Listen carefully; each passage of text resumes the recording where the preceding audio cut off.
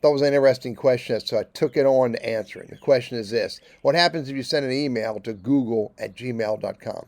I tested it. I know what happens, but before I show you what happens, hit that subscribe and notify button because I create all of these videos, specifically the important ones, for you.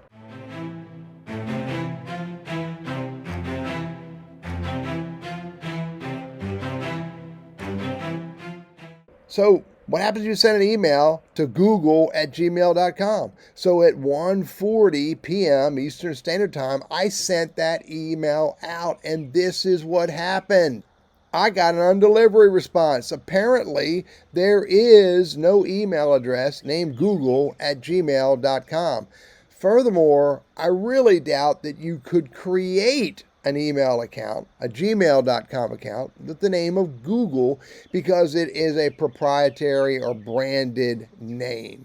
So, Google and Gmail, which are almost sort of kind of the same thing in one, aren't going to let you use google@gmail.com, and they are not using google@gmail.com for any business purposes. Thus, it bounces back.